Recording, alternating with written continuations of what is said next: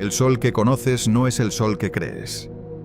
En una noche despejada, si te recuestas y contemplas el cielo el tiempo suficiente, puedes empezar a sentirlo.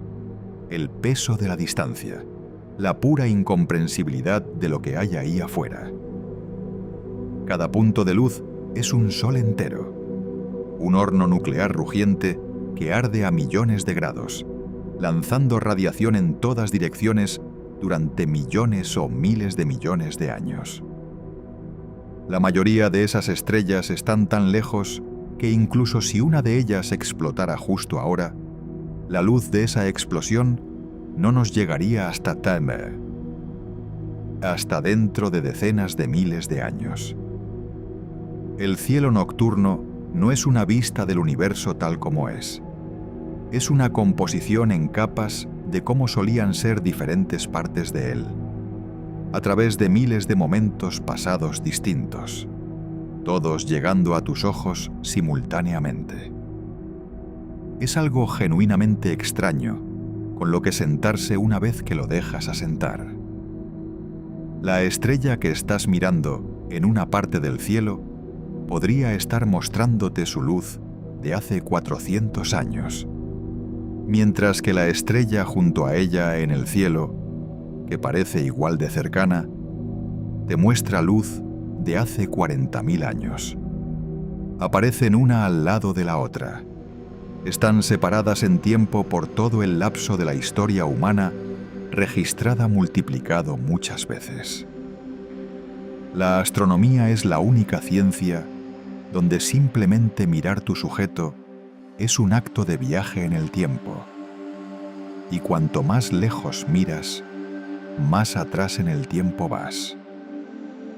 La estrella más cercana a nosotros, nuestro propio Sol, se siente imposiblemente grande desde donde estamos. Su diámetro es de aproximadamente 1,4 millones de kilómetros. Más de 1 millón de tierras podrían caber dentro de él. Contiene el 99,86% de toda la masa de nuestro sistema solar. Cada planeta, cada luna, cada asteroide y cometa juntos apenas se registran como un error de redondeo. La gravedad que genera llega más allá de Plutón, más allá del disco disperso, más allá de los confines más externos de la nube de Oort, sujetando cometas que no regresarán durante decenas de miles de años. Y sin embargo, contra el telón de fondo de lo que el universo realmente ha producido, nuestro Sol es poco notable. Es una estrella completamente promedio, masa media, temperatura media, brillo medio. Los astrónomos lo clasifican como una estrella de secuencia principal tipo G, a veces llamada informalmente enana amarilla, y en el vecindario galáctico se sitúa cómodamente en el medio de cada distribución importante. Hay estrellas mucho más pequeñas y tenues. Hay estrellas mucho más grandes y brillantes. Y luego están los gigantes. Dispersas por la Vía Láctea y en las galaxias más allá de ella, hay estrellas tan enormes que compararlas con el Sol es casi insignificante. Estrellas donde los números se vuelven demasiado grandes para comprender sin algo que los ancle. Estrellas donde la palabra grande deja de aplicarse y se necesita algo más extremo. Estas son las supergigantes rojas, las hipergigantes, los monstruosos puntos finales de la evolución estelar, donde la gravedad y la física nuclear han empujado la materia a configuraciones que, durante la mayor parte de la historia humana, ni siquiera sabíamos que eran posibles. Para darte una idea concreta de hacia dónde vamos, se estima que la estrella más grande conocida es aproximadamente 2150 veces más ancha que nuestro Sol. Si el Sol fuera del tamaño de una pelota de golf, esta estrella sería de aproximadamente 60 metros de ancho, más alta que un edificio de 20 pisos, lo suficientemente ancha como para que no pudieras lanzar algo de un lado a otro. una pelota de golf sentada al pie de un rascacielos. Esa es la escala con la que estamos tratando. Algunas de estas estrellas están muriendo en cámara lenta. Algunas ya se han vuelto casi irreconocibles en comparación con lo que eran hace millones de años. Todas ellas terminarán de las formas más violentas que el universo proporciona. ¿Cómo crecen las estrellas? La mecánica de la expansión. Antes de conocer a los monstruos, ayuda a entender por qué algunas estrellas crecen tan enormes en primer lugar, porque el mecanismo es más extraño y contraintuitivo de lo que la mayoría espera. Las estrellas nacen en vastas nubes de gas y polvo, llamadas nebulosas. La gravedad comienza a jalar bolsillos de este material hacia adentro, y a medida que la densidad aumenta, la presión en el centro sube. La temperatura sube con ella. Después de millones de años de colapso gradual hacia adentro, el núcleo alcanza el umbral donde los núcleos de hidrógeno pueden comenzar a fusionarse en helio. En ese punto, una estrella se enciende. La energía liberada por la fusión nuclear empuja hacia afuera, creando una presión que contrarresta el tirón hacia adentro de la gravedad. Este equilibrio, el peso aplastante de la propia masa de la estrella, presionando hacia abajo contra la presión hacia afuera del fuego nuclear, es lo que mantiene unida a una estrella y define su carácter básico durante la mayor parte de su vida útil. Más masa significa más gravedad presionando hacia adentro. Para contrarrestar eso, el núcleo tiene que arder más caliente y rápido, lo que significa que consume su combustible de hidrógeno más rápidamente. Esto crea una de las reglas más contraintuitivas de la astronomía. Cuanto más masiva es una estrella, más corta es su vida. Nuestro Sol arderá durante unos 10.000 millones de años en total, y actualmente está aproximadamente a la mitad de ese lapso. Una estrella con 10 veces la masa del Sol agotará su hidrógeno central en unos 20 millones de años, 500 veces más rápido. Una estrella con 50 veces la masa del Sol podría sobrevivir solo unos pocos millones de años antes de que su estructura interna comience a fallar. Durante décadas, los astrónomos catalogaron estos hechos en un diagrama llamado diagrama de Hertzsprung-Russell, nombrado así por el astrónomo danés Einar Hertzsprung y el estadounidense Henry Norris Russell, quienes lo desarrollaron independientemente a principios del siglo XX. Traza las estrellas según su temperatura contra su luminosidad, y lo que emerge es un patrón. La vasta mayoría de las estrellas caen a lo largo de una banda diagonal llamada secuencia principal, que corre desde estrellas rojas, tenues y frías en la esquina inferior derecha hasta estrellas azules, brillantes y calientes en la esquina superior izquierda. Nuestro Sol se sienta cerca del medio de esa banda. Las estrellas que visitaremos hoy, las supergigantes, rojas e hipergigantes, aparecen en la esquina superior derecha, y las estrellas más masivas que discutiremos se sitúan en el extremo superior izquierdo. Estas dos esquinas representan extremos opuestos de la extremidad estelar. Uno producto de una enorme edad y expansión, el otro producto de una masa y temperatura casi inimaginables. Cuando una estrella masiva se queda sin hidrógeno en su núcleo, sucede algo dramático. El núcleo se contrae y se calienta aún más, desencadenando nuevos procesos de fusión que generan aún más energía. Toda esa energía adicional tiene que ir a alguna parte. Va hacia afuera. El envoltorio externo de la estrella comienza a expandirse, no por un factor de 2 o 3, sino a menudo por factores de cientos o incluso miles. A medida que esas capas externas se expanden, se enfrían. El enfriamiento desplaza el color de la estrella del blanco azulado de un objeto joven y caliente hacia el naranja, y luego al rojo profundo. La estrella se ha convertido en lo que los astrónomos llaman una supergigante roja. En el extremo más extremo, se convierte en una hipergigante roja. Aquí está la idea clave que revierte las suposiciones de la mayoría de las personas. Las estrellas más grandes son rojas porque son viejas y están muriendo. No son jóvenes y enérgicas. Están hinchadas y exhaustas, en el proceso de consumir sus últimas reservas de combustible, hinchadas hasta tamaños extraordinarios, mientras sus núcleos realizan una alquimia nuclear cada vez más desesperada. Una hipergigante roja no es una estrella en su apogeo. Es una estrella cerca de su fin. Esta es también la razón por la que las supergigantes rojas son relativamente raras.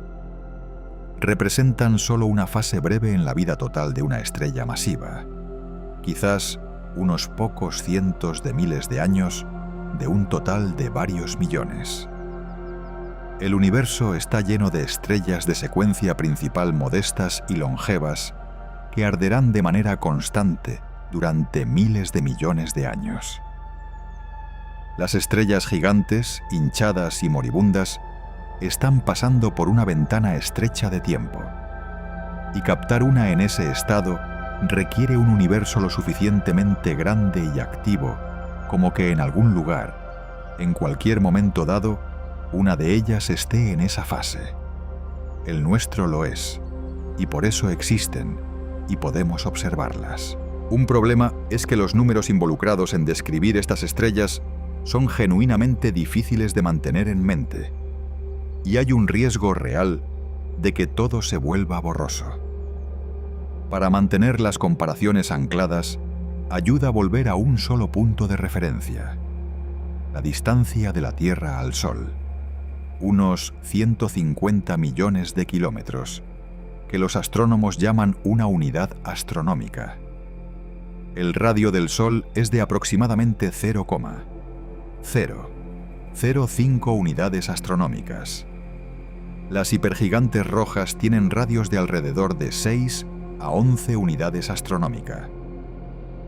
R136A1, la estrella más masiva conocida, tiene un radio de solo aproximadamente 0,2 unidades astronómicas, pero contiene casi 300 veces la masa del Sol.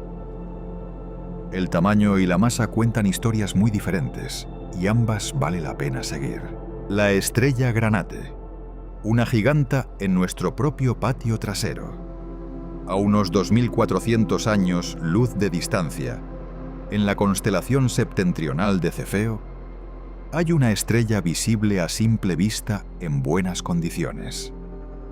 No es lo suficientemente brillante como para ser prominente. Se sitúa alrededor de la cuarta magnitud, fácil de pasar por alto, a menos que sepas qué estás buscando, pero inconfundible una vez que la has encontrado. El astrónomo inglés William Herschel la notó en 1781 y escribió sobre ella con entusiasmo inusual. La describió como teniendo un color rojo profundo, rico y distintivo, a diferencia de casi cualquier otra cosa en el cielo. La llamó un color granate muy fino y profundo, y el nombre se mantuvo a través de los siglos. Hoy se conoce oficialmente como Mu Cefeo, pero casi todos los que la estudian la llaman la estrella Granate. Mu Cefeo es una supergigante roja, y su tamaño es difícil de expresar en lenguaje ordinario.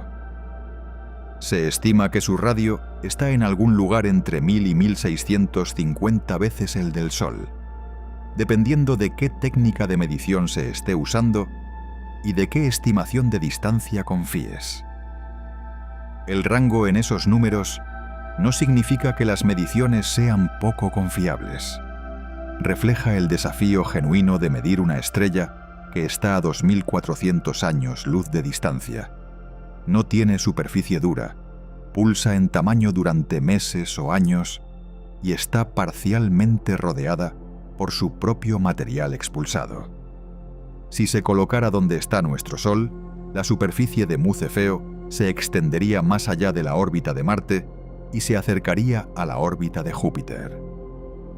Cada planeta del sistema solar interior, Mercurio, Venus, Tierra y Marte, estaría completamente sumergido.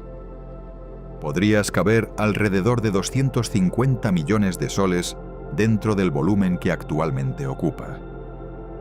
Su luminosidad excede 100.000 veces la del Sol en luz visible, y debido a que tanta de su radiación emerge como calor infrarrojo en lugar de luz visible, la energía total que emite es considerablemente mayor. Su temperatura superficial es de alrededor de 3.500 Kelvin, comparada con los 5.778 Kelvin del Sol. Esa relativa frialdad es precisamente lo que le da el color rojo anaranjado profundo que Herschel admiraba. La física es directa. Cuanto más fría es la temperatura superficial de una estrella gigante, más lejos se han expandido sus capas externas del interior de combustión nuclear, y más rojas y frías aparecen esas capas externas. La temperatura y el color en las estrellas no son estéticas independientes.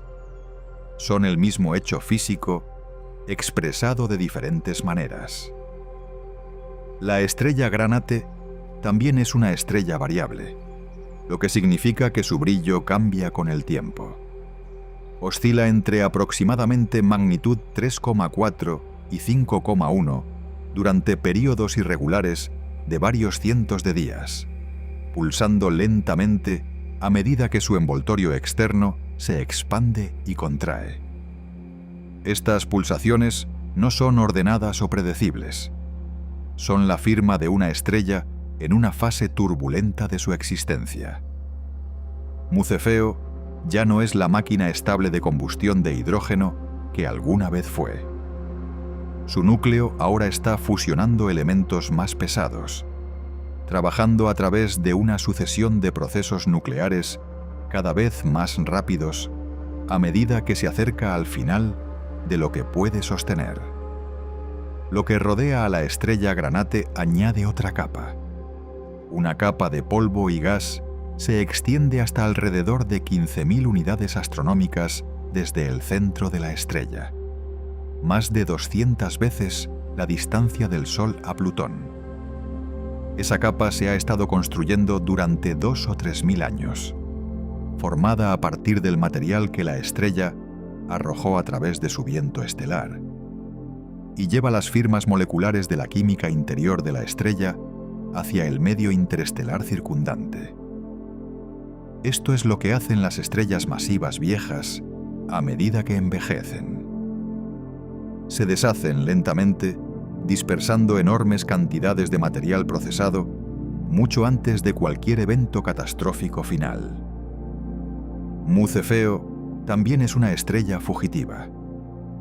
Se mueve a través del espacio a una velocidad inusualmente alta en relación con las estrellas a su alrededor, muy probablemente porque fue expulsada gravitacionalmente de su cúmulo de nacimiento por una interacción anterior con otro objeto masivo. Carga esa historia consigo a través de la galaxia, dejando polvo y gas enriquecido detrás de ella.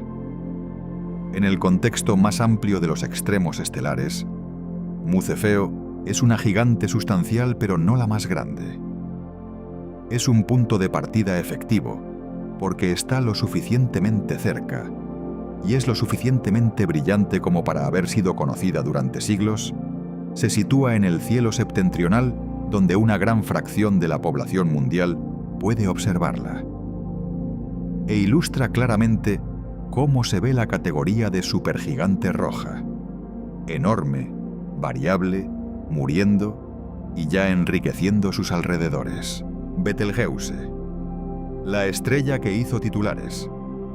Algunas estrellas han alcanzado un grado de reconocimiento cultural que va mucho más allá de su significado astrofísico. Betelgeuse es una de ellas. marca el hombro izquierdo de la constelación Orión, o el hombro derecho, dependiendo de hacia qué dirección imagines que está mirando el cazador, y arde con un resplandor naranja-rojo distintivo que destaca incluso en cielos moderadamente contaminados por luz. Es la 10ª estrella más brillante de todo el cielo nocturno.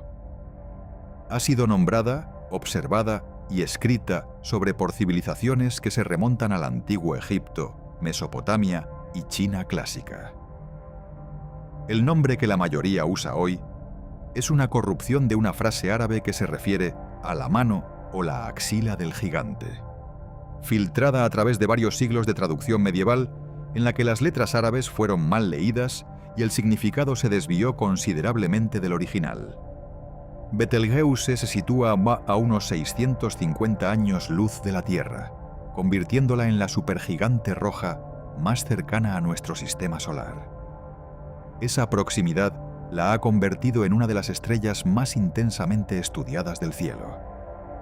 Es una de solo un puñado de estrellas más allá del Sol, cuyo disco físico ha sido resuelto directamente, fotografiado como un disco en lugar de un punto, usando interferometría de alta resolución.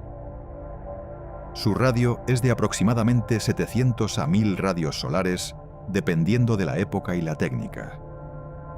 En su punto máximo, su superficie se extendería más allá de la órbita de Júpiter. Contiene entre 16 y 19 masas solares y brilla con aproximadamente 100.000 veces la luminosidad del Sol. La superficie de Betelgeuse, tal como se ve en las mejores imágenes interferométricas, no es uniforme. Muestra grandes parches brillantes. Las firmas de enormes celdas convectivas, cada una comparable en tamaño a todo el sistema solar interior, que ascienden desde el interior llevando plasma caliente hacia la superficie. Luego se enfrían y se hunden de nuevo. Estas celdas impulsan la variabilidad que hace que Betelgeuse aparezca ligeramente diferente cada vez que la observas con suficiente resolución. A finales de 2019, Betelgeuse hizo algo que envió una ola de emoción a través de la comunidad astronómica y capturó simultáneamente la atención de cientos de millones de personas que nunca antes habían dedicado un momento al pensamiento de la física estelar. Se oscureció, dramáticamente. Su brillo cayó aproximadamente un 60% entre noviembre de 2019 y febrero de 2020, cayendo de su posición habitual entre las 10 estrellas más brillantes del cielo, afuera del top 20. La especulación explotó. ¿Estaba Betelgeuse a punto de convertirse en supernova? ¿Estaba la estrella variable más famosa del cielo a punto de ofrecer el espectáculo más espectacular desde la supernova de 1604, que Kepler observó y que fue visible a la luz del día durante semanas? La respuesta resultó ser no, aunque la explicación real fue convincente por derecho propio. Choques convectivos profundamente dentro de la estrella generaron un enorme flujo de plasma, llevando material supercalentado a la superficie y expulsándolo hacia afuera. A medida que ese material se alejaba de la estrella y se enfriaba, se condensó en una vasta nube de partículas de polvo, cada una más pequeña que un grano de arena de playa. Esa nube se desplazó a través de la línea de visión entre Betelgeuse y la Tierra, bloqueando aproximadamente una cuarta parte de la superficie visible de la estrella desde nuestra perspectiva. Para abril de 2020, Betelgeuse había vuelto a su brillo normal a medida que el polvo se dispersaba. No fue una supernova, un eructo estelar masivo que por casualidad sopló escombros a través de nuestra vista. El gran evento de oscurecimiento enseñó a los astrónomos algo valioso. Mostró en tiempo real el tipo de proceso de eyección violenta que gradualmente despoja las capas externas de las estrellas masivas envejecidas durante sus últimos 100.000 años de vida. El evento no fue el comienzo del fin. se espera que Betelgeuse persista durante decenas de miles a quizás 100.000 años más antes de que su núcleo finalmente colapse. Pero demostró que estas estrellas no se están desvaneciendo tranquilamente. Se están despojando activa y dinámicamente en el espacio circundante. Cuando Betelgeuse finalmente explote, las consecuencias visuales para la Tierra serán extraordinarias. En su brillo máximo, la supernova brillará en algún lugar entre el brillo de la media luna y la luna llena. Un solo punto de luz naranja-rojo en Orión, visible a plena luz del día, permaneciendo lo suficientemente brillante como para verlo a simple vista durante semanas antes de desvanecerse lentamente durante los meses siguientes. La forma familiar de la constelación Orión será alterada permanentemente. Eventualmente, todo lo que permanecerá en esa ubicación es una nube expansiva de gas brillante, un remanente de supernova, creciendo y adelgazándose durante decenas de miles de años. En julio de 2025, los astrónomos confirmaron algo que se había sospechado durante años. Betelgeuse no está sola. Una pequeña estrella compañera, apodada Betelgeuse, fue detectada usando el telescopio Gemini Norte. La compañera parece ser una estrella joven, de aproximadamente el tamaño del Sol, completando una órbita en unos 6 años.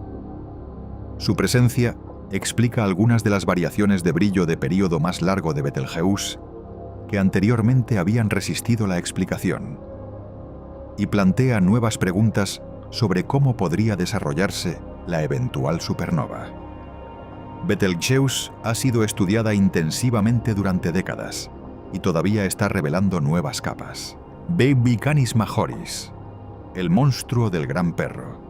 Al sur de Orión, en la constelación de Canis Major, también conocida como el Gran Perro, hay una estrella notada por primera vez por el astrónomo francés Jérôme Lalande en 1801.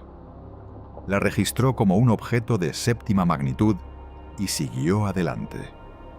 A lo largo del siglo XIX, los observadores la describieron como un carmesí profundo, y varios reportaron lo que parecían ser múltiples componentes estelares rodeándola. Esos componentes resultaron ser algo mucho más extraño: parches brillantes y densos en una enorme nube de gas y polvo que rodea la estrella, brillando con la luz reflejada de la propia estrella.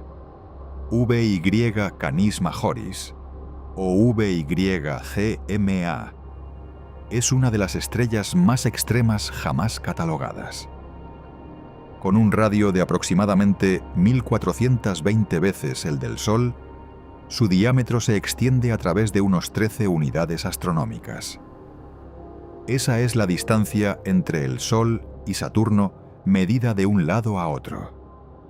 Si se colocara en el centro de nuestro sistema solar, su atmósfera exterior engulliría cada planeta hasta Júpiter. La luz, viajando a 300.000 kilómetros por segundo, tardaría alrededor de 16 horas en viajar de un lado a otro de esta estrella. Pero el tamaño bruto apenas captura lo que hace a VYGMA notable. Es un objeto profundamente turbulento. Está perdiendo masa a una tasa promedio de unas 6/10 milésimas de masa solar por año. Comparada con la tasa de pérdida de masa del Sol, eso es aproximadamente 1.000 millones de veces mayor. Durante eventos de eyección máximos, la tasa sube aún más. A lo largo de su vida útil de aproximadamente 8 millones de años, VYCM probablemente ha arrojado cerca de la mitad de su masa original, dispersándola en el espacio circundante en una serie de violentos estallidos que han dejado trazas legibles como un registro geológico. El telescopio espacial Hubble ha capturado imágenes extraordinarias del material circundante de VY-CMA. En lugar de una capa suave y simétrica de gas expulsado, las imágenes muestran un enredo intrincado de filamentos, arcos, grumos densos y bucles. Cada estructura corresponde a un evento de eyección diferente de una era diferente. Un gran arco hacia el noroeste fue expulsado hace unos 400 años, moviéndose a unos 50 kilómetros por segundo. Otras estructuras se remontan a 800 o 1000 años. Varios nudos densos cerca de la estrella fueron expulsados solo hace 100 o 200 años. Esta estrella ha estado haciendo erupción a lo largo de toda la historia del Imperio Otomano. El Renacimiento, la Revolución Científica y la Revolución Industrial. Y ninguno de los humanos vivos durante esas eras tenía idea de que estaban viviendo a la luz de uno de los objetos estelares más activos de la galaxia. Cada uno de esos nudos y arcos lleva un registro. La composición química del material expulsado, las velocidades a las que se mueve y la geometría de su distribución codifican toda la información sobre lo que estaba sucediendo dentro de VY-CMA en el momento de cada eyección. Es una especie de arqueología estelar, reconstruyendo la historia interior de la estrella a partir del material que ha dispersado en el espacio a su alrededor. La nebulosa circundante es tan brillante que fue detectada por primera vez en 1917 usando solo un modesto telescopio de 18 centímetros, a pesar de estar a casi 4.000 años luz de distancia. Durante décadas después, los parches brillantes dentro de ella fueron catalogados como estrellas compañeras, antes de que análisis posteriores revelaran su verdadera naturaleza. La nebulosa se extiende hasta unas 12.000 unidades astronómicas de la estrella. A pesar de que VY-CMA brilla con aproximadamente 270.000 veces el brillo del Sol, la nube oscurecedora significa que no puede verse a simple vista desde la Tierra. Toda esa luz es absorbida y reirradiada por el polvo circundante, emergiendo principalmente como radiación infrarroja. VY-CMA también es una fuente de máser, los másers siendo el equivalente de microondas de los láseres, produciendo haces intensos y coherentes en frecuencias muy específicas. Dentro de la nube que rodea a VY-CMA, moléculas de monóxido de silicio, vapor de agua e hidroxilo son energizadas por la radiación de la estrella y responden emitiendo poderosas señales de microondas claras a través de casi 4.000 años luz de espacio. Estudiar estas emisiones de máser le da a los astrónomos una especie de mapa tridimensional de la historia de eyección, trazando la geometría y velocidad del material a diferentes distancias del centro de la estrella. Basándose en su masa y estado evolutivo, VY-CMA puede producir no una supernova convencional, sino una hipernova, una explosión que libera muchas veces la energía de una muerte estelar típica, acompañada de intensos estallidos de rayos gamma de larga duración. A casi 4.000 años luz, la Tierra está completamente a salvo. Pero cuando llegue, la muerte de VY-CMA producirá un brillante nuevo punto de luz visible a la luz del día durante días o semanas. Eta Carinae, la estrella que hizo erupción en memoria viva. No todas las estrellas extraordinarias envejecen en silencio. Algunas dan espectaculares adelantos.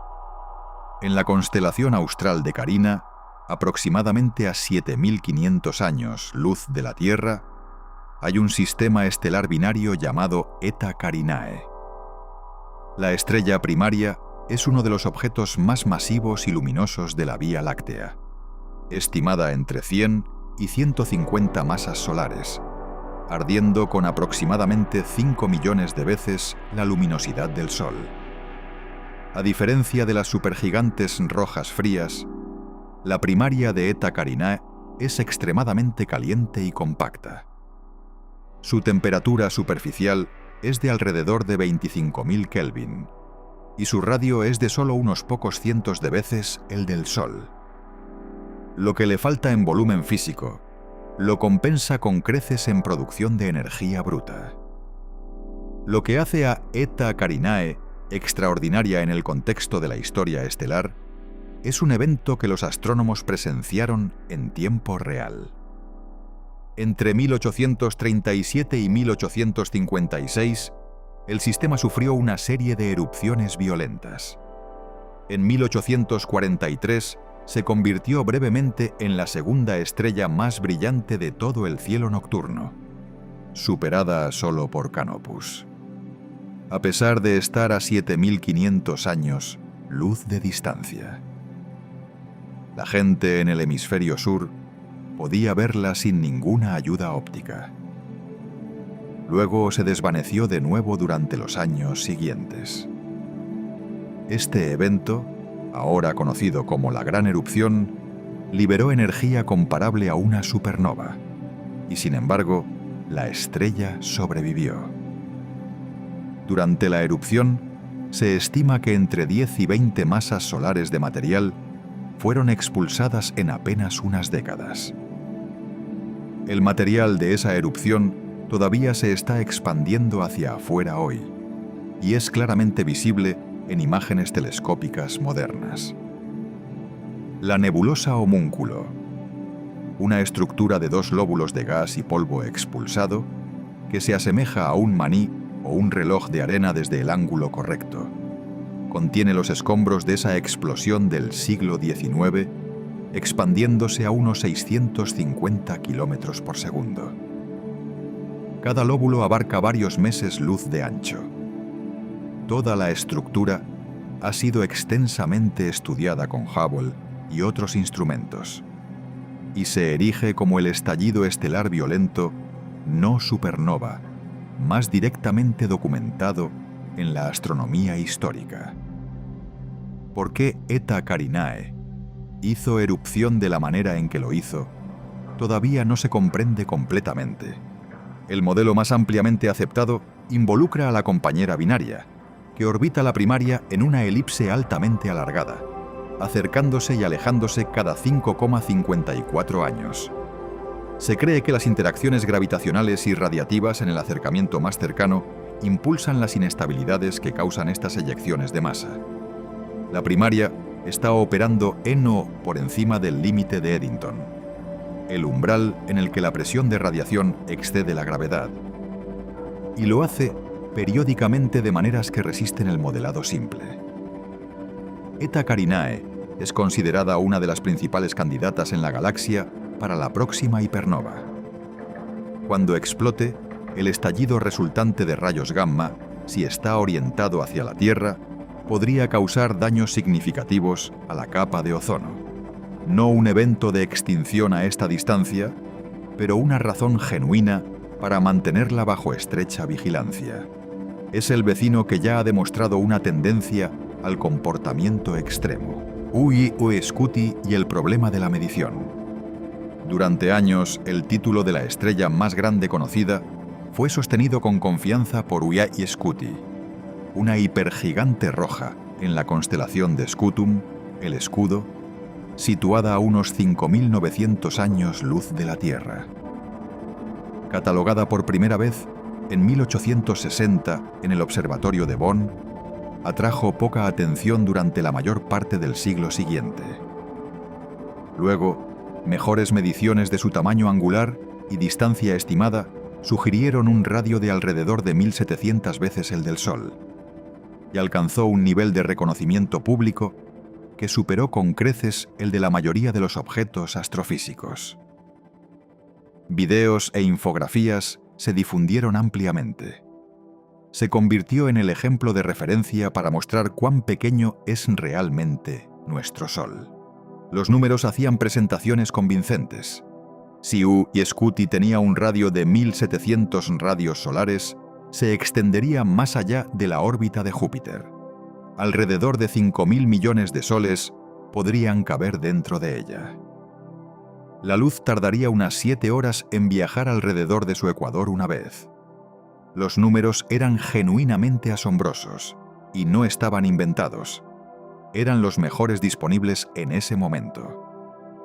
Luego entró en servicio el Observatorio Espacial Gaia. Lanzado en 2013, Gaia pasó años mapeando las posiciones y movimientos precisos de más de 1.000 millones de estrellas, produciendo el catálogo de distancias estelares más preciso jamás compilado. Su medición del paralaje de Uy-Scuti, el pequeño desplazamiento en la posición aparente causado por la órbita de la Tierra alrededor del Sol, colocó a la estrella más cerca de lo que se pensaba anteriormente, a unos 5.100 años luz en lugar de 5.900. Una distancia más cercana significaba un radio derivado más pequeño. Diferentes análisis convergieron en valores entre aproximadamente 755 y 909 radios solares. Todavía enorme, pero sustancialmente menor que la cifra récord que había definido la reputación de la estrella. Esta no es una historia sobre astrónomos cometiendo errores. Es una historia sobre la genuina dificultad del problema. El diámetro angular de Uy-Scuti, visto desde la Tierra, corresponde a intentar medir el tamaño aparente de una canica colocada a 250 kilómetros de distancia. Las mediciones son necesariamente indirectas, combinando estimaciones de distancia con observaciones de diámetro angular y análisis de temperatura espectral, cada una con su propia incertidumbre. Para una estrella variable pulsante, en el extremo de lo que los instrumentos pueden resolver, el margen de error alrededor de cualquier estimación central es sustancial. La cifra original de 1.700 radios solares era razonable dada la tecnología de la época. Gaia dio una mejor respuesta. Lo que esto ilustra a un nivel más profundo es que las clasificaciones en la cima de la escala de tamaño estelar son genuinamente disputadas y permanecerán así hasta que los instrumentos mejoren aún más. Varias de las estrellas en contienda por los primeros lugares tienen estimaciones de tamaño que se superponen dentro de sus márgenes de error. LAPI, estrella más grande conocida, es un título que ha pasado entre candidatos más de una vez, dependiendo de qué mediciones confíes y cuándo lo preguntes. Lo que podemos decir con confianza es que hay una categoría de objetos, las hipergigantes rojas, que ocupa el extremo de la distribución de tamaños dramáticamente más grandes que todo lo demás, existiendo en el límite físico de lo que la evolución estelar parece permitir. Stephenson 2-18, la poseedora actual del récord. En la constelación de Scutum, aproximadamente a 19.000 años luz de la Tierra, Cepheus, se encuentra la estrella que actualmente ostenta el radio más grande conocido de cualquier objeto estelar. Parte de un cúmulo descubierto por el astrónomo estadounidense Charles Bruce Stephenson en 1990, está designada como Stephenson 2-18, también catalogada como RSGC 2-18 en otras encuestas. El nombre no tiene poesía en él, pero el objeto detrás de él es extraordinario. Según las mejores estimaciones actuales, Stephenson 2-18 tiene un radio de aproximadamente 2.150 veces el del Sol. Si esos números son correctos, esta es la estrella físicamente más grande que se sabe que existe. Para intentar visualizarlo, si ocupara la posición de nuestro Sol, la superficie de Stephenson 2-18 se extendería más de la mitad del camino hacia Saturno. La órbita de Júpiter estaría enterrada dentro de ella. La Tierra estaría tan profundamente dentro de la estrella que la distancia orbital de Saturno todavía no habría alcanzado la superficie. el Sol mismo, sentado junto a este objeto, se vería como una canica colocada en la base de un edificio de 20 pisos. Sí, se estima que su luminosidad es de alrededor de 440.000 veces la del Sol. Aunque este número depende en gran medida de la distancia asumida y de la corrección aplicada por el polvo interestelar, que absorbe una fracción significativa de la luz de la estrella antes de que llegue a nosotros. Debido a que la mayoría de su radiación se emite en el infrarrojo en lugar de la luz visible, es invisible para el tipo de observaciones que catalogaron las estrellas familiares a simple vista del cielo nocturno. Solo aparece en encuestas infrarrojas capaces de penetrar el polvo que se encuentra entre nosotros y el centro galáctico. El cúmulo en el que se sienta Stephenson 2-18 tiene su propio reclamo de ser notable. El cúmulo Stephenson 2 contiene al menos 26 supergigantes rojas confirmadas en proximidad cercana, la mayor concentración conocida de tales estrellas en cualquier lugar de la Vía Láctea. Estos objetos se formaron juntos de la misma vasta nube molecular, evolucionaron en paralelo y su envejecimiento colectivo ha producido un laboratorio único para estudiar las etapas finales de la evolución de estrellas masivas. En ningún otro lugar de la galaxia observable hay tantas de estas estrellas enormes y moribundas amontonadas en un solo lugar. La estimación de 2150 radios solares se sienta incómodamente cerca o más allá del límite teórico superior para los tamaños de supergigantes rojas.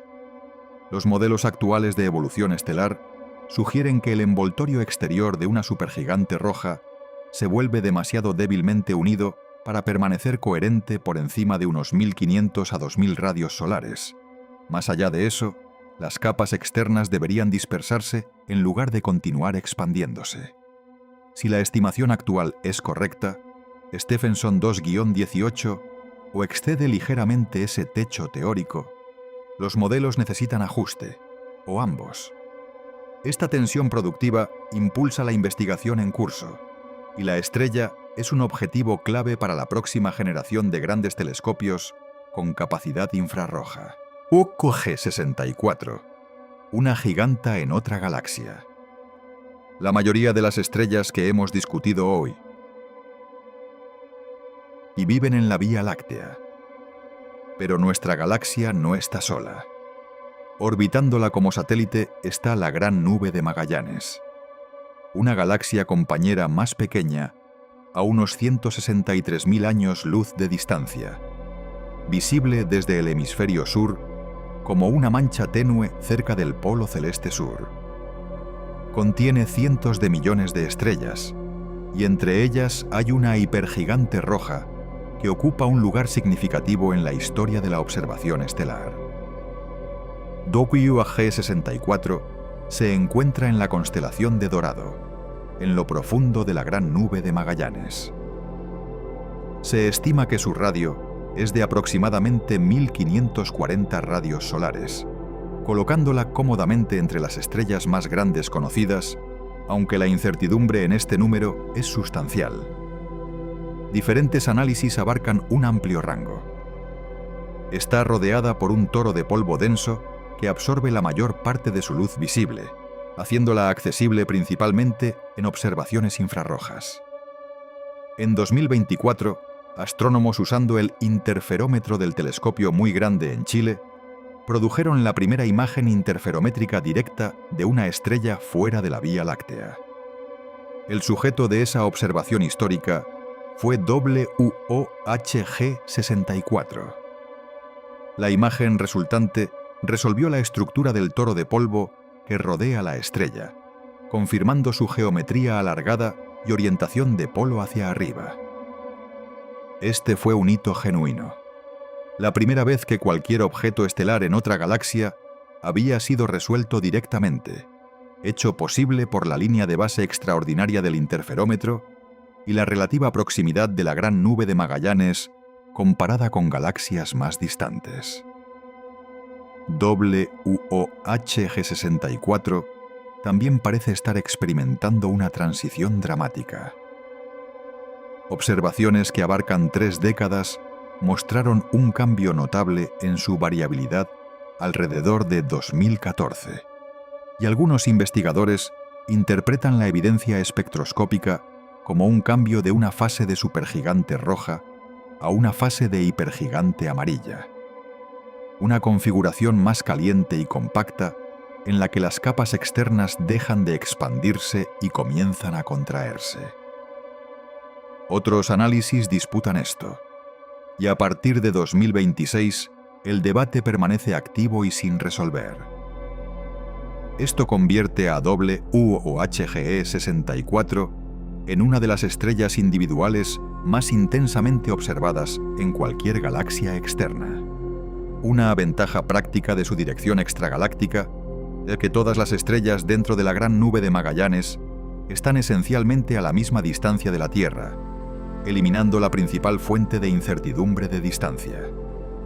El margen de error en su luminosidad y radio derivado es por lo tanto menor que para muchas estrellas comparables en la Vía Láctea, donde las distancias abarcan un rango de miles de años luz y deben ser estimadas individualmente. La diferencia entre grande y masiva. Un patrón claro ha emergido a través de las estrellas que hemos visitado. Las físicamente más grandes son frías, rojas y difusas. Su masa esparcida a través de volúmenes enormes.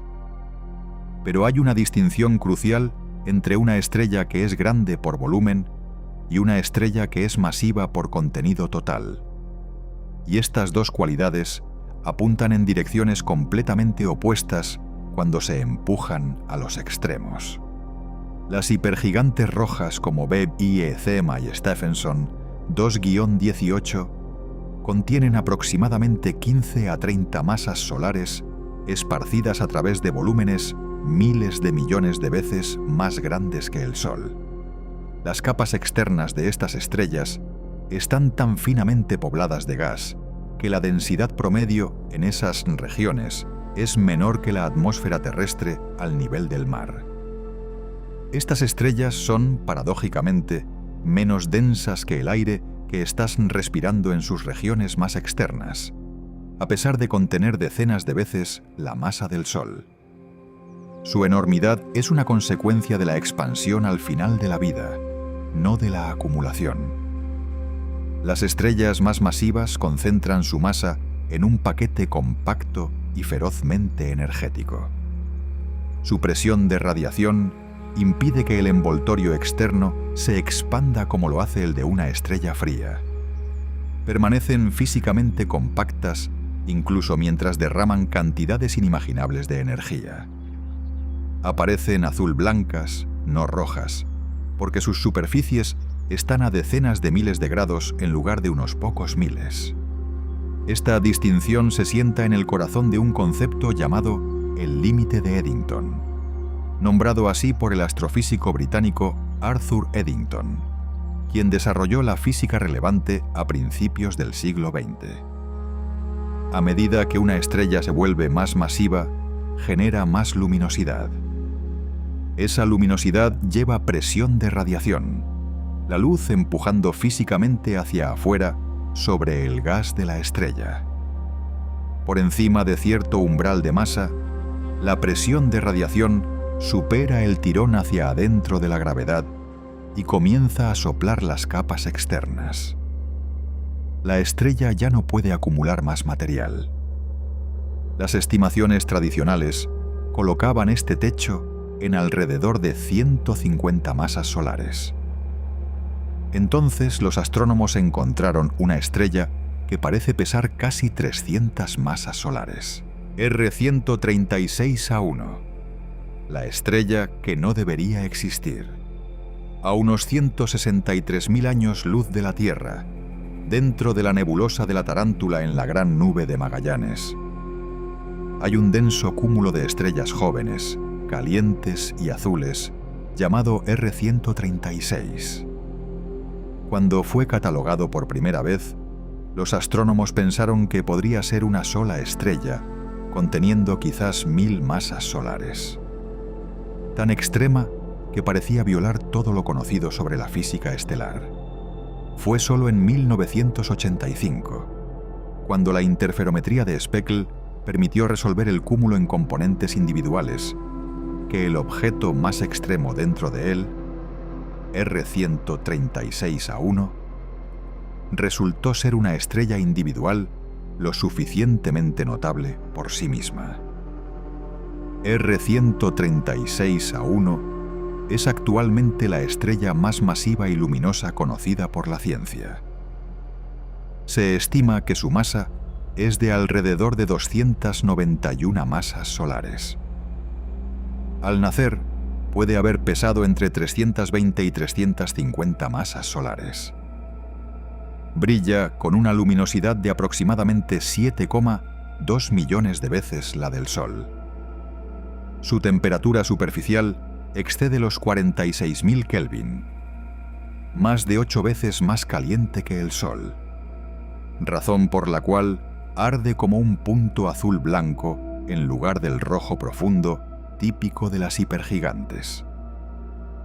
No toma más de 4 segundos para que R136A1 libere más energía al espacio que la que el Sol producirá en un año entero. Su radio físico es de solo unas 43 veces el del Sol. Grande por estándares ordinarios, pero una fracción minúscula del volumen ocupado por una hipergigante roja. Así es como se ve la masa extrema cuando no ha sido estirada por la expansión. Concentrada, caliente, densa y ferozmente energética. Cada año arroja aproximadamente una 6.000ª de masa solar a través de su viento estelar. Unas 1.000 millones de veces más pérdida de masa de la que experimenta el Sol anualmente. Desde que se formó hace aproximadamente 1 millón de años, R136A1 ya ha perdido unas 55 masas solares. Literalmente se está disolviendo en el espacio mientras arde. La nebulosa de la tarántula en la que se sienta R136 merece su propio momento. Es la región de formación estelar más productiva y extrema del grupo local, la colección de galaxias que incluye la Vía Láctea y sus vecinas. Abarca aproximadamente 600 años luz de ancho y contiene algunas de las estrellas más masivas y luminosas conocidas, incluyendo no solo a R136A1, sino docenas de otros objetos estelares que ostentarían récords en vecindarios galácticos más tranquilos. La nebulosa brilla con una intensidad que la hace visible a simple vista desde la Tierra como una neblina tenue a 163.000 años luz. Una hazaña casi incomprensible de pura luminosidad. Si ocupara la misma posición en el cielo que la nebulosa de Orión, a unos 1.300 años luz de distancia, abarcaría 60 diámetros de luna llena a través del cielo nocturno y sería lo suficientemente brillante como para proyectar sombras visibles. R136A1 sola representa aproximadamente el 7% de toda la producción de radiación ionizante de la nebulosa de la tarántula. Esta sola estrella, de entre los miles dentro de la nebulosa, domina el entorno de radiación de una estructura que abarca cientos de años luz. Su viento estelar ha tallado una cavidad visible en el gas circundante, esculpiendo la estructura interna de la nebulosa desde su posición cerca del centro del cúmulo R136. Para que una estrella por encima del techo teórico de Eddington de 150 masas solares exista en absoluto, algún proceso debe haber permitido que acumulara más masa de lo que el umbral de presión de radiación debería permitir. La explicación más ampliamente aceptada es una fusión estelar. 2 o más estrellas masivas en un cúmulo joven denso colisionando y combinándose temprano en sus vidas, antes de que tuvieran tiempo de separarse. En las densidades extremas encontradas cerca del núcleo de cúmulos jóvenes masivos, Tales fusiones ahora se consideran un evento regular más que excepcional. El cúmulo R136 se formó solo hace aproximadamente 1 a 1,5 millones de años y contiene al menos 72 estrellas extremadamente masivas con luminosidades que van desde 1,5 hasta 4,7 millones de veces la del Sol. El cúmulo R136 en su conjunto representa algo que los astrónomos llaman un supercúmulo estelar, una concentración de masa y luminosidad estelar que no tiene contraparte en regiones más tranquilas de la galaxia.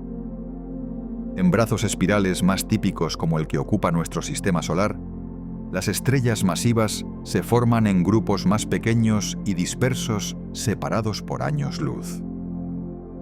En regiones de formación estelar intensa como la nebulosa de la Tarántula, la densidad e intensidad del proceso produce objetos que empujan los límites de lo que los modelos de formación predicen.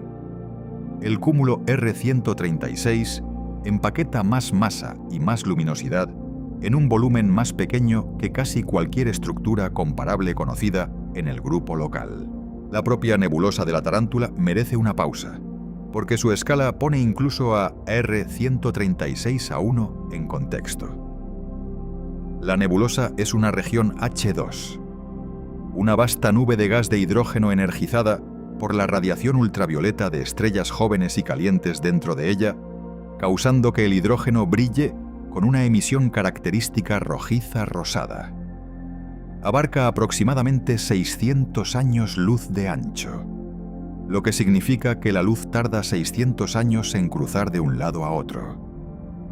Toda la distancia de la Tierra a Betelgeuse, 650 años luz, es comparable al ancho de esta sola nebulosa.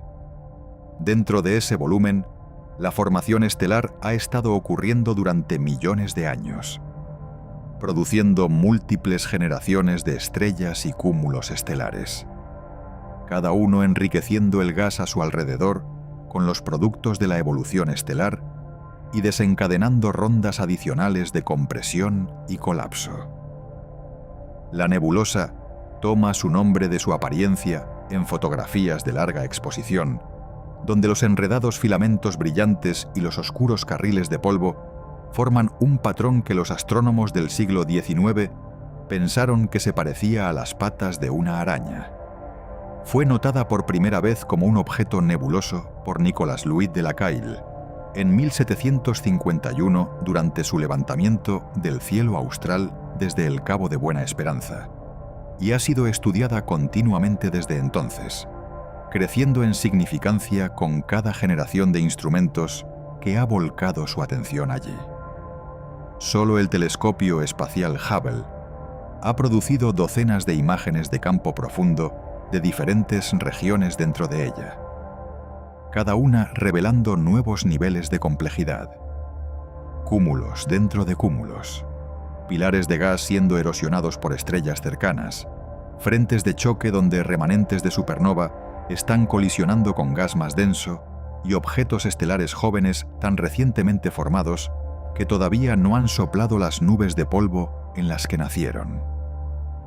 R136 mismo se sienta cerca del corazón de la nebulosa, y su intensa radiación es el principal motor de la ionización que hace brillar a la tarántula. Observaciones con Hubble han resuelto el cúmulo hasta estrellas individuales, revelando una densidad de población cerca del centro que es extraordinariamente alta. Miles de estrellas empaquetadas en un volumen de solo unos pocos años luz de ancho. Esta densidad crea las condiciones para las interacciones y fusiones que se cree que produjeron a R136A1 y sus vecinos más masivos. También significa que las estrellas en el cúmulo se están influenciando constantemente entre sí a través de fuerzas de marea y radiación, produciendo un entorno dinámico nada parecido al vecindario relativamente aislado que ocupa nuestro propio Sol. Para las estrellas Wolf-Rayet, la categoría a la que pertenece R136A1, Las tasas de pérdida de masa son tan extremas que la estrella está literalmente redefiniendo sus propias propiedades en escalas de tiempo observables. Las estrellas Wolf-Rayet fueron identificadas por primera vez en 1867 por los astrónomos franceses Charles Wolf y Georges Rayet, quienes notaron que ciertas estrellas tenían líneas de emisión inusualmente anchas en sus espectros, la firma de gas moviéndose a velocidades extremas. Esas anchas líneas de emisión son producidas por el propio viento estelar, moviéndose hacia afuera a miles de kilómetros por segundo y colisionando con material más lento más allá. El viento de R136A1 es tan poderoso que si estuvieras en la nebulosa de la tarántula circundante y de alguna manera a salvo de la radiación, sentirías un viento continuo de plasma, no la gentil presión del viento solar de nuestro Sol, sino algo órdenes de magnitud más intenso. Si R136A1 se colocara donde está el Sol, las consecuencias serían inmediatas y absolutas. Su masa comprimiría el año orbital de la Tierra de 365 días a aproximadamente 3 semanas. Su radiación inundaría cada metro cuadrado de la superficie terrestre con un flujo decenas de miles de veces más alto que lo que recibimos del Sol. Ninguna atmósfera, ningún océano, ninguna química, ninguna roca en la superficie permanecería reconocible. Es un objeto que define un polo opuesto de habitabilidad de todo lo que damos por sentado sobre nuestra propia estrella. Y un recordatorio de que el universo produce entornos que cubren un rango tan vasto que las condiciones en las que vivimos representan una estrecha y afortunada franja en un extremo. ¿Cómo mueren estas estrellas? Ambas categorías de objetos estelares extremos, los físicamente más grandes y los más masivos, son temporales. Su extremidad es una fase en una historia que termina de la manera más dramática que el universo proporciona. Para las hipergigantes rojas como VY, CMA y Stephenson 2-18, el capítulo final ha estado en marcha durante mucho tiempo. Están perdiendo masa continuamente, sus capas externas dispersándose en el medio interestelar circundante a través de vientos estelares y erupciones episódicas. En escalas de tiempo de decenas a cientos de miles de años, esta pérdida de masa despojará gran parte de lo que actualmente las hace tan físicamente enormes. Despojadas de sus capas más externas, estas estrellas se compactarán y calentarán, evolucionando a través de categorías como variable azul luminosa y estrella Wolf-Rayet, antes de que sus núcleos agoten sus reservas de combustible y colapsen. Considera cómo se ve ese paisaje post-muerte. Cuando una supergigante roja de masa moderada, digamos alrededor de 10 a 20 masas solares, finalmente colapsa, el núcleo rebota y envía una onda de choque hacia afuera a través de las capas externas de la estrella. Esa explosión dispersa la capa externa de gas y polvo que la estrella ha estado construyendo pacientemente durante cientos de miles de años, añadiendo energía fresca a material que ya estaba derivando lentamente hacia afuera. El resultado es un remanente de supernova, una capa en expansión rápida de gas ionizado brillante que crece y se desvanece durante miles de años. La nebulosa del Cangrejo, visible en la constelación de Tauro, y uno de los objetos más extensamente estudiados en el cielo nocturno, es el remanente de una supernova observada por astrónomos chinos y árabes en 1054 después de Cristo. En su centro, una estrella de neutrones girando rápidamente, el núcleo colapsado de la estrella masiva original, comprimido a una esfera de aproximadamente 20 kilómetros de ancho, todavía alimenta el resplandor de la nebulosa casi 1000 años después, girando 30 veces por segundo, irradiando energía a través del espectro electromagnético. A masas de progenitor más altas, el remanente puede ser un agujero negro en lugar de una estrella de neutrones, un objeto donde el colapso ha procedido más allá incluso del piso de densidad nuclear, comprimiendo tanta masa en un volumen tan pequeño que la velocidad de escape excede la velocidad de la luz y nada, ni siquiera la luz, puede salir.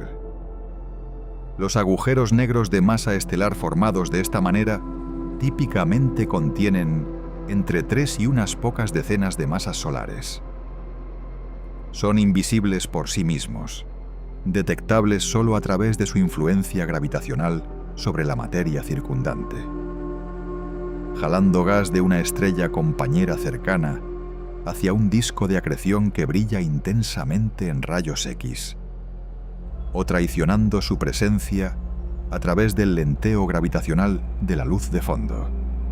Para una estrella extremadamente masiva como R136A1, el reloj corre más rápido.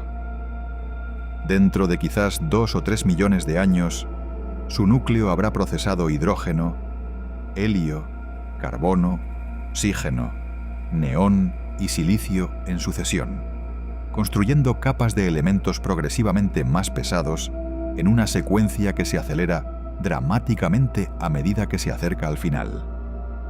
La fase de combustión de hidrógeno dura millones de años. La fase de combustión de helio dura decenas de miles. La fase de combustión de oxígeno dura años. La fase de combustión de silicio dura días. Cuando el núcleo acumula suficiente hierro, el elemento en el pico de la curva de energía de enlace nuclear, que requiere entrada de energía en lugar de liberarla cuando se fusiona, la fusión se detiene. El núcleo colapsa bajo su propia gravedad en menos de un segundo. Lo que sigue es uno de los eventos más violentos del universo. El núcleo colapsa a densidad nuclear, donde la materia ordinaria no puede comprimirse más, y rebota, enviando una onda de choque hacia afuera a través del material estelar que cae. Combinado con una inmensa ráfaga de neutrinos, partículas fantasmales tan débilmente interactuantes que pueden pasar a través de toda la Tierra sin notarlo, pero tan numerosas que incluso su pequeña sección transversal puede ayudar a impulsar la explosión cuando su densidad es lo suficientemente alta. Esa onda de choque atraviesa las capas externas de la estrella, dispersándolas a través del espacio circundante a varios miles de kilómetros por segundo. Los escombros llevan las firmas químicas de todo lo que la estrella produjo: hidrógeno, helio, carbono, oxígeno, silicio, y un rico arreglo de elementos más pesados forjados durante la propia explosión. Para las estrellas en la cima de la escala de masa, la muerte puede no seguir este patrón en absoluto. Las estrellas por encima de aproximadamente 130 masas solares pueden experimentar lo que se llama una supernova de inestabilidad de pares. A las temperaturas extremas alcanzadas en el núcleo de una estrella tan masiva, los fotones de rayos gamma crean espontáneamente pares electrón-positrón. Esto remueve la presión de radiación del núcleo, desencadenando el colapso y una explosión termonuclear acelerante tan completa que puede destruir toda la estrella sin dejar ningún remanente en absoluto. Ninguna estrella de neutrones, ningún agujero negro. Solo una esfera expansiva de escombros llevando las firmas de cada elemento que la estrella produjo, dispersados a través de años luz de espacio. La ironía es profunda. Las estrellas más masivas, los objetos más dramáticos en el mundo estelar, pueden dejar la marca permanente más pequeña detrás. Una estrella conteniendo 200 o 300 masas solares, ardiendo con el poder de millones de soles, puede simplemente dejar de existir en un destello, mientras una estrella mucho más modesta colapsa silenciosamente en un agujero negro que sobrevivirá al universo. Las cosas más grandes se apagan con la mayor luz, pero dejan lo menos detrás. Los objetos más contenidos perduran, como las estrellas gigantes dan forma al universo. Estos objetos no son solo espectáculos. Son de los agentes de cambio más activos en el cosmos, y su influencia se extiende mucho más allá de sus propias ubicaciones. La masa que las hipergigantes rojas arrojan a través de vientos estelares no desaparece. Deriva hacia afuera, se mezcla gradualmente con el medio interestelar y eventualmente se convierte en parte de la materia prima de la que se forman nuevas estrellas y sistemas planetarios. Los vientos de V, Y, C. EMEA transportan no solo hidrógeno y helio, sino moléculas complejas: agua, monóxido de carbono, óxido de silicio, que representan los productos acumulados de miles de millones de años de química nuclear dentro de la estrella. Cada evento de eyección siembra el vecindario con química procesada que de otro modo tomaría mucho más tiempo en acumularse. Cuando estas estrellas explotan, el efecto es órdenes de magnitud más profundo. Una supernova de una estrella de 20 o 30 masas solares libera más energía en segundos de la que el Sol producirá durante toda su vida útil de 10.000 millones de años. La onda de choque en expansión comprime las nubes de gas circundantes, desencadenando cascadas de nueva formación estelar en regiones que podrían haber permanecido inactivas durante miles de millones de años. Transporta material enriquecido con elementos pesados hacia afuera a miles de kilómetros por segundo, mezclándolo en nubes que eventualmente formarán nuevos sistemas planetarios. Esta conexión entre una estrella moribunda y el nacimiento de otras nuevas no es meramente poética. Es un mecanismo físico bien documentado llamado formación estelar desencadenada. Cuando una onda de choque de supernova golpea el borde de una nube de gas densa, comprime ese borde, elevando la densidad por encima del umbral en el cual la gravedad puede tomar el control y comenzar el colapso. El resultado es una nueva generación de protoestrellas formándose a lo largo del borde comprimido de la nube, potencialmente décadas o siglos después de la explosión original. La estrella masiva no solo muere, asiste al nacimiento de sus sucesoras. Este proceso ha sido observado directamente en regiones cercanas de formación estelar, donde filas de objetos estelares jóvenes pueden verse alineadas con la dirección de expansión de un remanente de supernova conocido o una burbuja de viento estelar. En escalas de tiempo más largas, este ciclamiento da forma a la composición química de galaxias enteras. Una galaxia que ha procesado más generaciones de estrellas masivas es una galaxia más químicamente enriquecida, una con más elementos pesados disponibles en sus nubes de gas, más carbono y oxígeno y hierro para que los planetas se formen, más de la materia prima que la química y la biología requieren.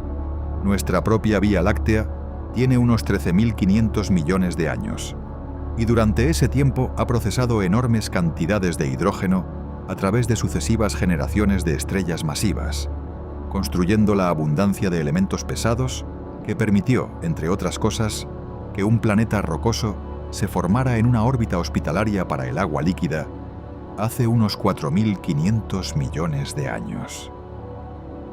Los elementos pesados cuentan una historia aún más dramática. El oro, el platino, el uranio y los otros elementos pesados cerca de la cima de la tabla periódica no pueden ser creados por la fusión estelar ordinaria en absoluto. Requieren lo que los físicos llaman el proceso R, captura rápida de neutrones, que ocurre en uno de dos lugares: el ambiente extremo de una supernova de colapso del núcleo o la colisión y fusión de dos estrellas de neutrones. En ambos casos, los neutrones libres son capturados rápidamente por núcleos existentes, construyendo átomos progresivamente más pesados en fracciones de segundo. En 2017, un detector de ondas gravitacionales detectó por primera vez la fusión de dos estrellas de neutrones, y observaciones de seguimiento del transitorio óptico resultante, una kilonova, confirmaron la producción de oro y otros elementos pesados del proceso R en tiempo real. El proceso R es responsable de aproximadamente la mitad de todos los elementos más pesados que el hierro que existen en el universo. Cada anillo de oro, cada barra de combustible nuclear, cada átomo pesado en la corteza terrestre, fue hecho en uno de estos eventos catastróficos y dispersado por el espacio antes de eventualmente ser reunido en un nuevo sistema solar. También hay un proceso más lento, llamado proceso S, que ocurre dentro de las estrellas durante sus etapas evolutivas tardías. La captura lenta de neutrones construye elementos como bario, estroncio y ciertos isótopos de plomo y bismuto en el interior de la estrella. Cuando esas capas externas eventualmente se arrojan al espacio a través de vientos estelares o una supernova, esos elementos van con ellas.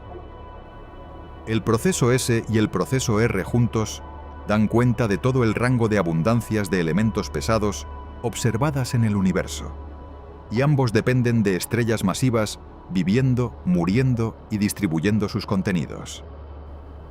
El hierro en la sangre humana fue producido dentro de una estrella que murió antes de que existiera el Sol. El calcio en los huesos, el oxígeno en los pulmones, el carbono en cada molécula orgánica, estos son los productos de la fusión nuclear en estrellas que vivieron y murieron hace miles de millones de años. Sus escombros dispersos por el espacio y eventualmente reunidos en la nebulosa de la cual se formó nuestro sistema solar. Las estrellas gigantes son las fuentes más prolíficas de esos escombros. Sus vidas cortas y violentas y sus muertes dramáticas no son irrelevantes para nuestra existencia. Son una precondición para ella. Sin una sucesión de generaciones de estrellas masivas, enriqueciendo el medio interestelar con elementos cada vez más pesados durante miles de millones de años, la química necesaria para la vida tal como la conocemos simplemente no existiría. El universo es un sistema en el cual la materia cicla continuamente. El hidrógeno se reúne en estrellas. Las estrellas lo procesan en elementos más pesados. Esos elementos se dispersan cuando las estrellas mueren. Nuevas estrellas se forman de material enriquecido y construyen planetas. En algunos de esos planetas, la química se vuelve lo suficientemente compleja como para mirar hacia atrás a las estrellas y preguntar de dónde vino, los límites de lo que sabemos. Los datos que tomamos como hecho hoy son solo el entendimiento científico disponible. Pero la historia de la astronomía estelar extrema es una historia de revisión perpetua, y muchos de estos números cambiarán a medida que los instrumentos mejoren. Varios de los rankings de tamaño de estas estrellas son genuinamente inciertos, con candidatos sentados dentro de los márgenes de error de cada uno. La distancia a Betelgeuse lleva un error de decenas de años luz. El radio de Stephenson 2-18 depende de una distancia asumida derivada de su membresía en el cúmulo, y si esa suposición está ligeramente desviada, cada propiedad derivada cambia sustancialmente. La masa de R136A1 proviene de comparar sus propiedades observadas con modelos de evolución estelar en lugar de cualquier medición directa, y esos modelos contienen sus propias incertidumbres. El telescopio espacial James Webb ha comenzado a producir nuevas observaciones infrarrojas de alta calidad de algunos de estos objetivos, y sus capacidades son genuinamente transformadoras para este campo. Webb puede observar objetos estelares en longitudes de onda infrarrojas que atraviesan el oscurecimiento por polvo que esconde muchas estrellas extremas, y puede hacerlo con una sensibilidad y resolución espacial que ningún observatorio espacial infrarrojo anterior podía igualar. Ya ha detectado características moleculares en los vientos de estrellas masivas evolucionadas con una claridad que revela la composición química detallada del material siendo expulsado. Información que le dice a los astrónomos no solo qué está arrojando la estrella, sino qué procesos nucleares en el interior lo produjeron. A medida que se dedica más tiempo de observación a objetivos como VYCMA, Eta Carinae y las estrellas del cúmulo Stephenson 2, la imagen de estos objetos se afilará sustancialmente. Los telescopios terrestres extremadamente grandes, actualmente en construcción, con espejos primarios que abarcan 30 a 39 metros, resolverán características en superficies estelares y nebulosas circundantes que ningún instrumento existente puede alcanzar. El telescopio europeo, extremadamente grande, siendo construido en el desierto de Atacama de Chile, a una altitud de 3.046 metros, usará sistemas de óptica adaptativa capaces de corregir la turbulencia atmosférica en tiempo real, logrando resoluciones comparables a las que logran los telescopios espaciales, pero con un área de espejo muchas veces mayor. Será capaz de imaginar directamente las superficies de supergigantes rojas cercanas, no solo como discos sin características, sino como objetos resueltos mostrando los patrones convectivos y estructuras superficiales que los instrumentos actuales apenas pueden detectar. Para Betelgeuse, esto significará observar las celdas convectivas evolucionar en tiempo real, medir temperaturas superficiales a través de diferentes regiones del disco y rastrear los eventos de eyección que llevaron a episodios como el gran oscurecimiento con un nivel de detalle que previamente habría sido imposible. También hay casi con certeza estrellas extremas escondidas en regiones oscurecidas de la galaxia que aún no se han encontrado. La Vía Láctea contiene entre 100 y 400 mil millones de estrellas, y las regiones más cercanas al centro galáctico están tan fuertemente veladas por polvo que los telescopios ópticos no pueden penetrarlas en absoluto. Los estudios infrarrojos ya han revelado cúmulos estelares enteros, incluyendo el que contiene a Stephenson 2-18, que eran invisibles para generaciones anteriores de observadores. Futuros estudios infrarrojos con telescopios espaciales de próxima generación de campo amplio mapearán sistemáticamente las regiones oscurecidas del plano galáctico de maneras que los instrumentos actuales no pueden igualar, revelando casi con certeza nuevos cúmulos y nuevos objetos estelares extremos. También hay un campo creciente llamado arqueología estelar, el estudio de estrellas viejas y de baja masa para reconstruir la historia química de la galaxia. Debido a que las estrellas de baja masa queman su combustible muy lentamente y pueden sobrevivir durante miles de millones a decenas de miles de millones de años, algunas de ellas vivas hoy nacieron en ambientes enriquecidos por las primeras generaciones de estrellas masivas. La composición química de estas estrellas antiguas, detectable en sus espectros, lleva un registro de lo que las estrellas masivas que murieron antes de ellas produjeron.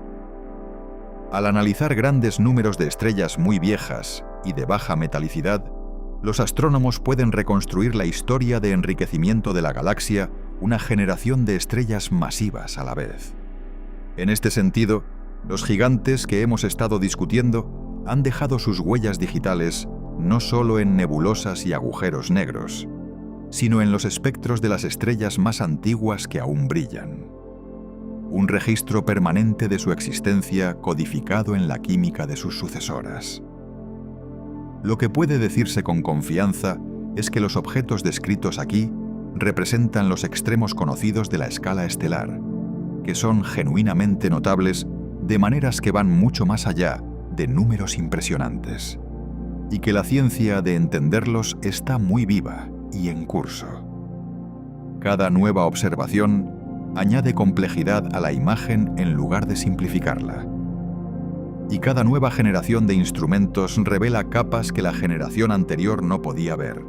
La primera generación de estrellas, llamadas estrellas de población 3 por los astrónomos, se formó de material que era casi enteramente hidrógeno y helio, sin esencialmente ninguno de los elementos más pesados que las generaciones estelares posteriores produjeron. El universo tenía solo unos pocos cientos de millones de años cuando se encendieron, y las nubes de gas de las cuales se formaron aún no habían sido enriquecidas por ninguna generación estelar previa.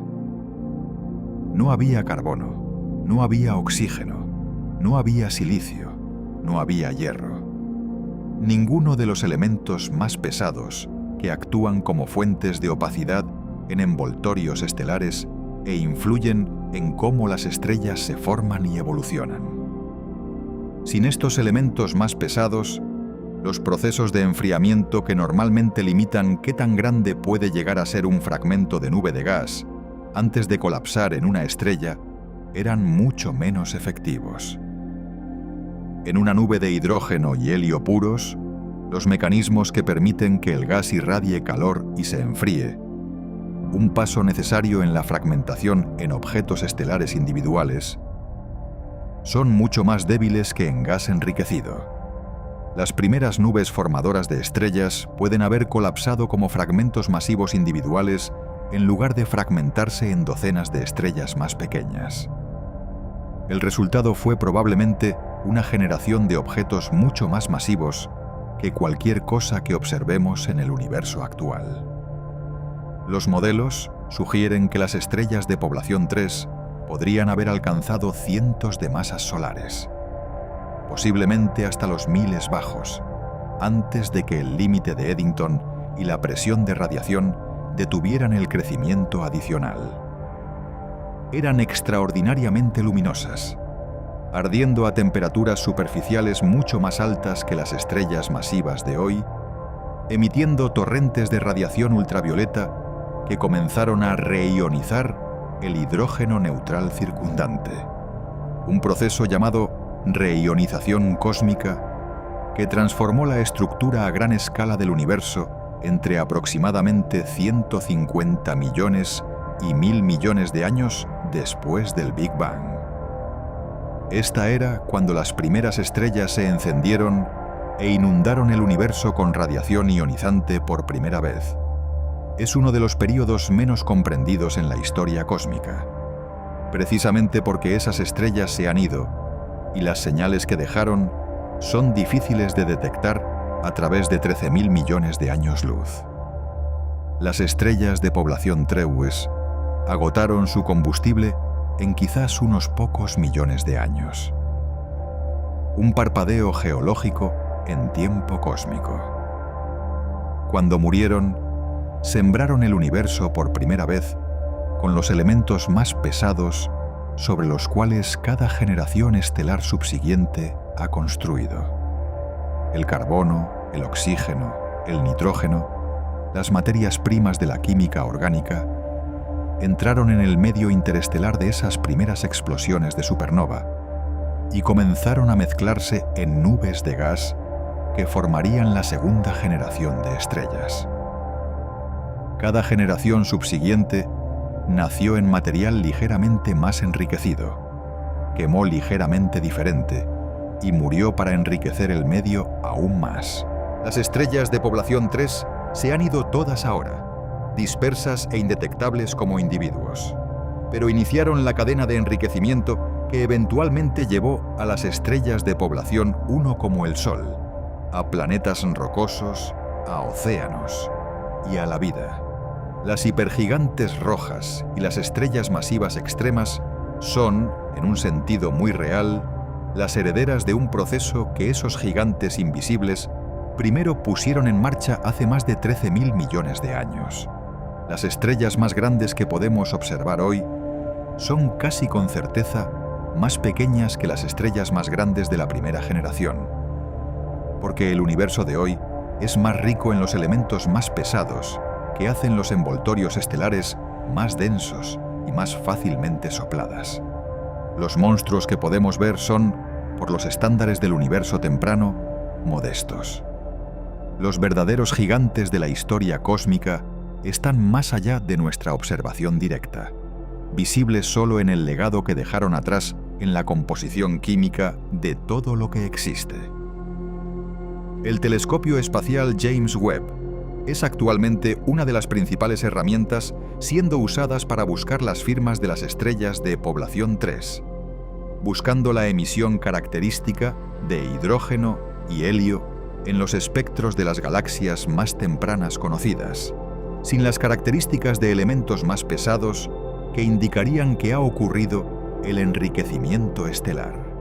Si la detección directa de estrellas de población 3 individuales o sus cúmulos anfitriones es alcanzable con tecnología actual o del futuro cercano, permanece una pregunta abierta, pero la búsqueda misma está empujando la frontera de la astronomía observacional hacia las épocas más tempranas del tiempo cósmico, la vista desde dentro. Hay un pensamiento más para considerar. Cuando miras una hipergigante roja en una imagen del Hubble o del telescopio espacial James Webb, lo que estás viendo es luz que dejó esa estrella hace cientos o miles de años. B y C M A nos muestra su estado desde alrededor del 1400 a.C., la era del Reino Nuevo en Egipto, antes de la caída de Troya.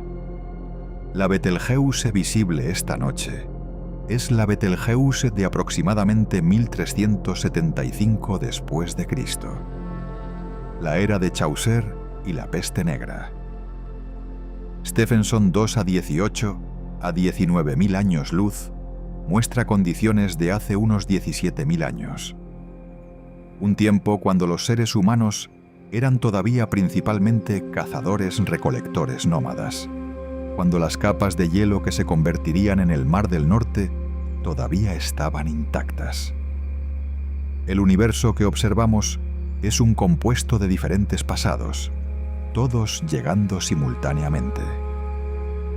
Para las estrellas gigantes, este retraso temporal lleva una dimensión extra de significado, porque estas estrellas cambian en escalas de tiempo lo suficientemente cortas como para importar. La pregunta de cómo se ven estas estrellas ahora mismo tiene una respuesta genuina.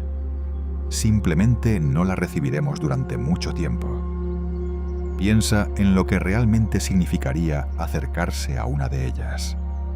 Imagina que estás en una nave espacial, comenzando desde el espacio interestelar, a unas pocas docenas de años luz de distancia. VY, CMA es el destino.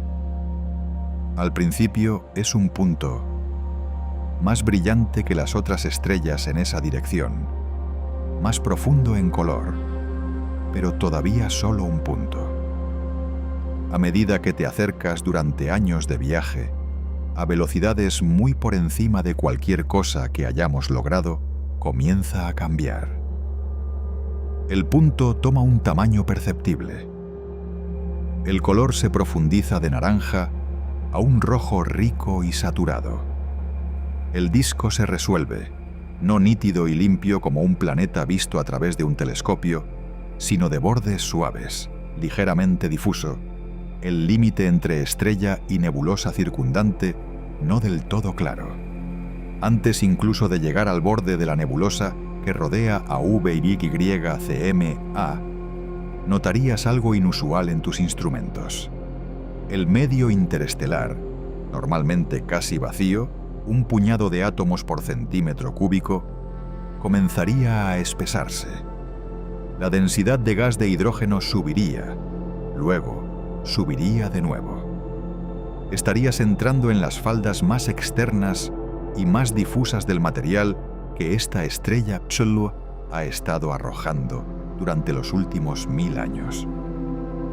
En la región equivalente alrededor de nuestro Sol, no hay esencialmente nada.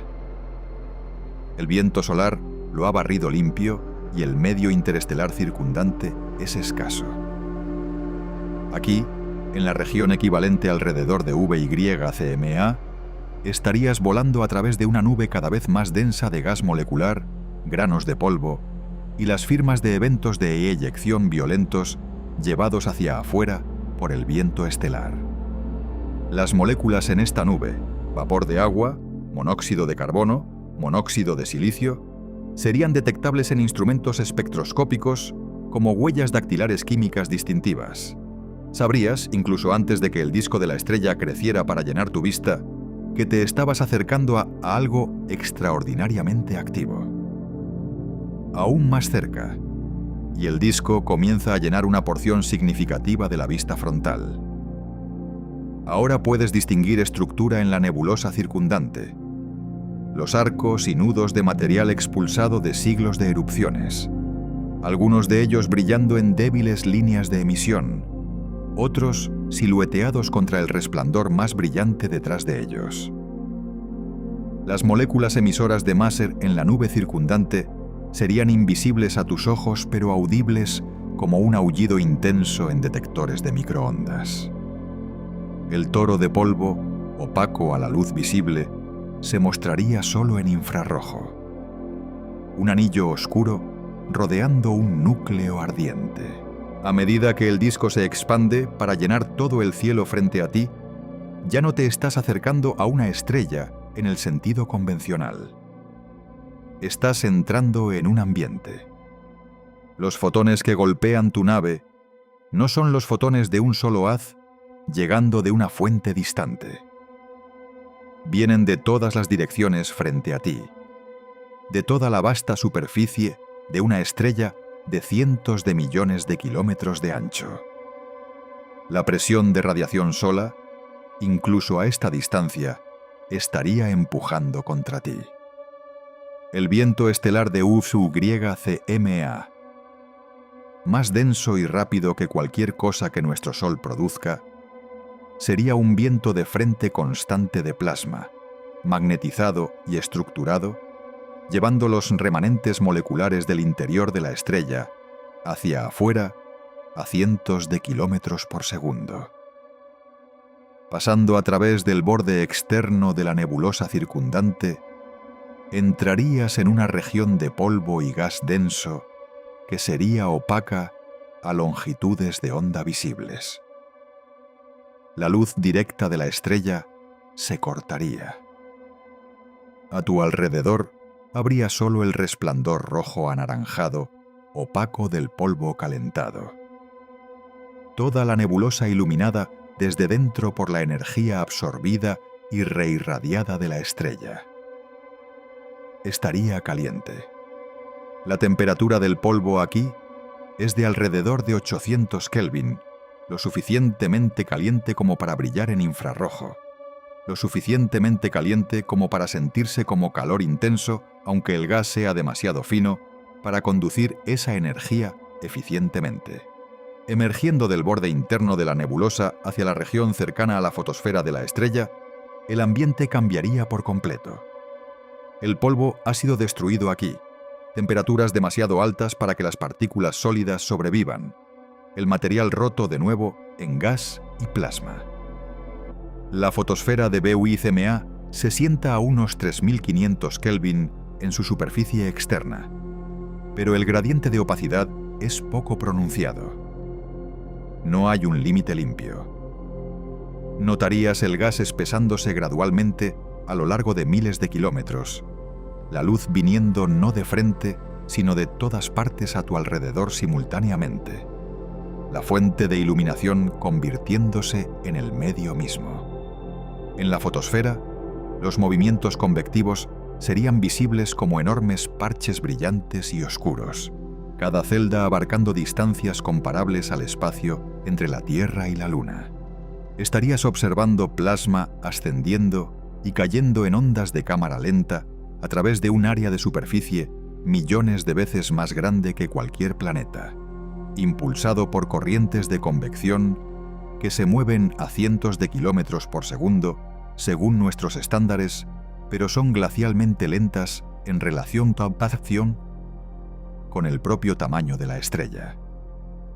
El campo magnético estaría enredado e intenso en algunas regiones, suave y ordenado en otras, enhebrándose a través del plasma en estructuras que se desplazan en escalas de tiempo de meses y años. Si pudieras descender más, hacia el interior de la estrella, la densidad y temperatura subirían constantemente. En la capa de combustión de hidrógeno alrededor del núcleo, la temperatura alcanza decenas de millones de Kelvin. En el núcleo mismo, donde el silicio se está fusionando en hierro, en las etapas finales de la vida de V-CMA, estaría en los cientos de millones de Kelvin. El plasma tan comprimido que los átomos individuales han sido despojados de todos sus electrones, y el material existe en un estado que no tiene analogía en la experiencia cotidiana. Un régimen de mecánica cuántica donde la presión está determinada no por la temperatura, sino por la naturaleza cuántica de la materia misma. Y luego te irías, acelerando hacia afuera, a través de la fotosfera, a través de la atmósfera interna, de regreso a través del polvo y gas de la nebulosa, hacia el claro medio interestelar. La estrella se encogería detrás de ti, de muro de luz que lo abarca todo, a disco brillante, a punto brillante, a una estrella rojo-anaranjada, vívida entre muchas, a algo visible solo en binoculares, y finalmente a nada, absorbida en el fondo del cielo nocturno, indistinguible a menos que supieras exactamente dónde mirar. Pero a medida que te alejabas, todavía estarías pasando a través del material que VY-CM ha arrojado. Los tentáculos más externos de su influencia extendiéndose lejos hacia el espacio circundante. Incluso a miles de unidades astronómicas de la estrella, el medio sería mediblemente más denso que el gas interestelar ambiente Van Mers. El alcance de la estrella se extiende mucho más allá de su disco visible, mucho más allá incluso de su nebulosa observable. Está dando forma al medio a su alrededor, enriqueciéndolo, plantando las semillas de química que persistirán durante miles de millones de años después de que la estrella misma se haya ido. Estarías volando a través del legado futuro de la estrella mucho después de que la estrella hubiera desaparecido detrás de ti. Ahora cambia el destino por completo. En lugar de VY-CMA, apunta tu nave hacia R136A1, en la nebulosa de la Tarántula. La aproximación sería completamente diferente. No habría profundización gradual del rojo. A medida que la estrella se resolviera de un punto, el color sería un azul blanco intenso y cegador. La firma de una superficie a 46.000 Kelvin, radiando la mayor parte de su energía en el ultravioleta. No habría aproximación pacífica a través de polvo naranja espesándose. El ambiente de radiación alrededor de R136A1 sería letal a distancias que la radiación de VY-CM apenas alcanza, porque la luminosidad total es órdenes de magnitud más alta y alcanza su pico en el ultravioleta duro. El viento estelar aquí no es un flujo cálido y rico en moléculas.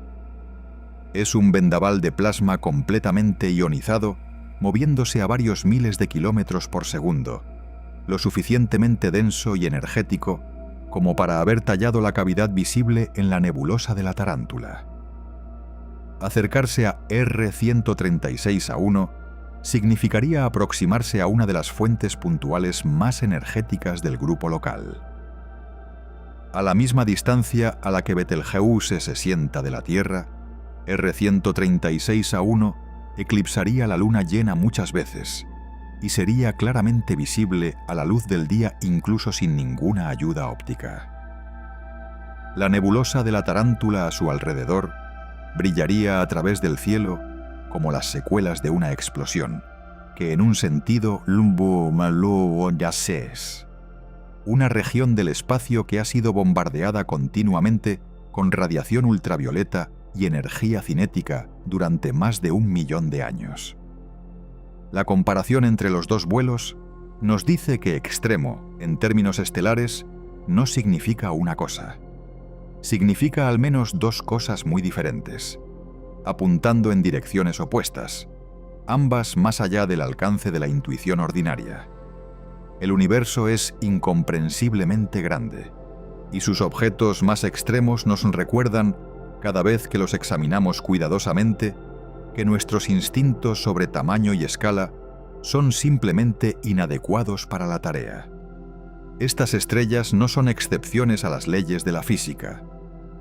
Son la física, operando en los bordes de su rango permitido, produciendo objetos que desafían modelos, sorprenden a observadores y revelan nuevos fenómenos con cada generación de instrumentos. En algún lugar de las profundidades veladas por polvo de la galaxia, en los núcleos de regiones formadoras de estrellas aún no completamente mapeadas, en las guarderías estelares de galaxias a 1000 millones de años luz de distancia, puede haber objetos más grandes y más extremos que cualquiera que hayamos encontrado todavía. La búsqueda de ellos es una de las razones por las cuales la astronomía sigue adelante. Los gigantes en la cima de las tablas de tamaño y masa estelar son más que solo las cosas más grandes en el cielo. Son las fábricas químicas más activas del universo, tomando hidrógeno crudo, procesándolo en cada elemento que la química y la vida requieren, y esparciendo los resultados por el espacio de las maneras más violentas disponibles. Viven brevemente según estándares cósmicos, mueren espectacularmente, y los escombros que dejan atrás continúan construyendo planetas, océanos, y eventualmente cosas que pueden mirar hacia atrás y preguntarse de dónde vinieron. Hemos recorrido un largo camino desde recostarnos bajo las estrellas e intentar contarlas. Cada instrumento que los astrónomos han construido, desde las primeras lentes que resolvieron la Vía Láctea en estrellas individuales, hasta el catálogo de paralajes de 1000 millones de estrellas de Gaia, hasta la capacidad de Webb de imaginar objetos estelares en otras galaxias, ha revelado otra capa de lo que esos puntos de luz realmente son. Para las estrellas más extremas, cada nueva observación no simplifica lo que sabemos, lo aumenta. Aparecen nuevas estructuras, surge nuevo comportamiento, se forman nuevas preguntas alrededor de las respuestas o a las viejas. Eso no es una frustración. Así es como se ve el descubrimiento genuino. El universo no deja de ser interesante cuando lo mides más cuidadosamente. Se vuelve más interesante. Y las estrellas en el límite absoluto de lo que la física permite es donde eso es más visiblemente, más dramáticamente, más inconfundiblemente cierto. Si encontraste que esta exploración valía la pena, suscríbete. Cubrimos temas como este regularmente, siempre yendo más profundo que la superficie, siempre siguiendo la ciencia donde quiera que lleve.